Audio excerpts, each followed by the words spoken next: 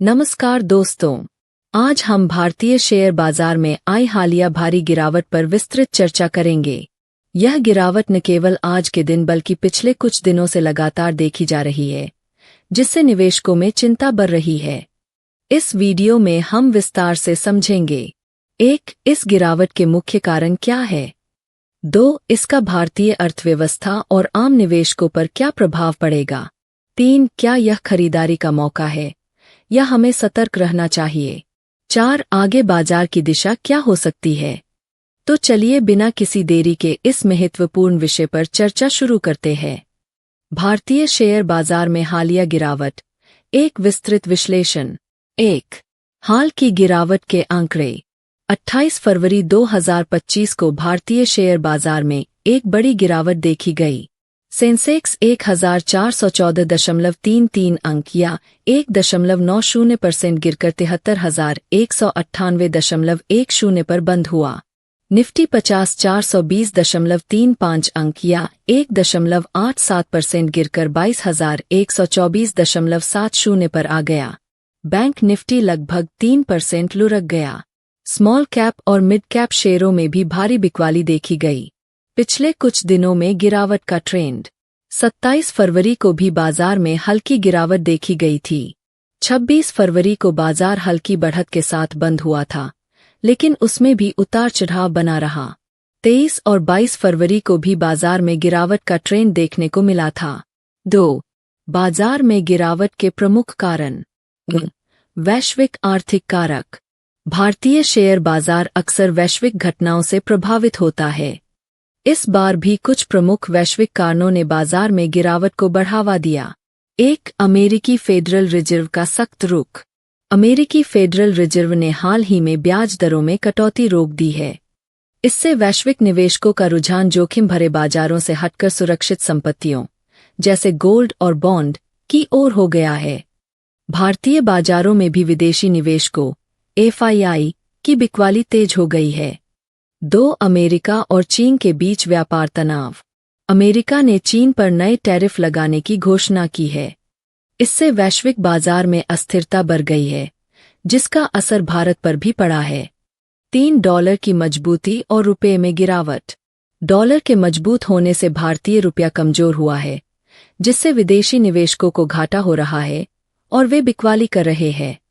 B. घरेलू आर्थिक और राजनीतिक कारक। 1. भारतीय GDP ग्रोथ को लेकर चिंता। हाल ही में जारी GDP डेटा उम्मीद से कम रहा। इससे बाजार में मंदी की आशंका बढ़ गई है।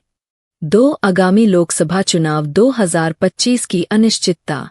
भारतीय बाजारों में चुनावी साल में हमेशा अस्थिरता रहती है। निवेशक पहले सरकार की स्थिरता देखना चाहते हैं, जिससे वे अभी बड़े निवेश करने से बच रहे हैं। 3. कॉरपोरेट सेक्टर के कमजोर नतीजे। कुछ बड़ी कंपनियों के तिमाही नतीजे उम्मीद से कमजोर रहे, जिससे बाजार में नकारात्मकता बढ़ी है। खासतौर पर IT और बैंकिंग सेक्टर पर असर पड़ा है। 3. इस गिरावट का निवेशकों और अर्थव्यवस्था पर प्रभाव। आम निवेशकों पर प्रभाव। 1. छोटे निवेशकों को बड़ा नुकसान।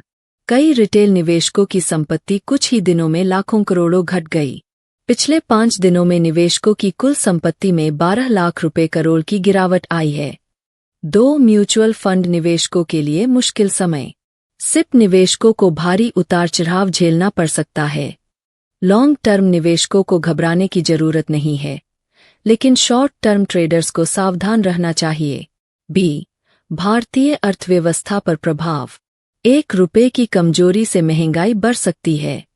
कच्चे तेल की कीमतें बढ़ सकती है, जिससे पेट्रोल डीजल महंगा हो सकता है।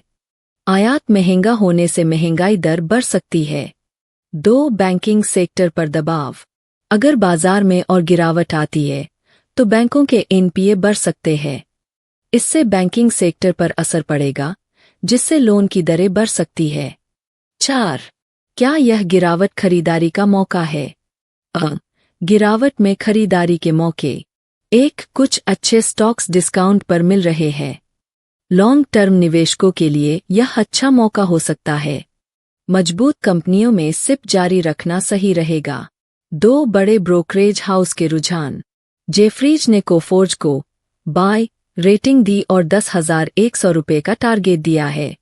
मॉर्गन स्टैनली ने कोल इंडिया को ओवरवेट रेटिंग दी और 525 रुपये का टारगेट दिया है। बी सतर्क रहने की जरूरत। अभी बाजार में अस्थिरता बनी रहेगी। विशेषज्ञों का मानना है कि अगले कुछ सप्ताह तक बाजार में उतार चढ़ाव बना रह सकता है। अगर निफ्टी 22,000 के नीचे जाता है तो और गिरावट संभव है। 2 बड़े निवेश करने से पहले बाजार की स्थिरता का इंतजार करें। अगर आप लॉन्ग टर्म निवेशक हैं तो सिप जारी रखें। शॉर्ट टर्म ट्रेडर्स को स्टॉप लॉस के साथ ट्रेड करना चाहिए। 5 निष्कर्ष और आगे की रणनीति। भारतीय शेयर बाजार में हाल की गिरावट के पीछे कई कारण हैं, जिनमें वैश्विक आर्थिक कारक, घरेलू राजनीतिक अनिश्चितता और कॉरपोरेट सेक्टर के कमजोर नतीजे शामिल हैं।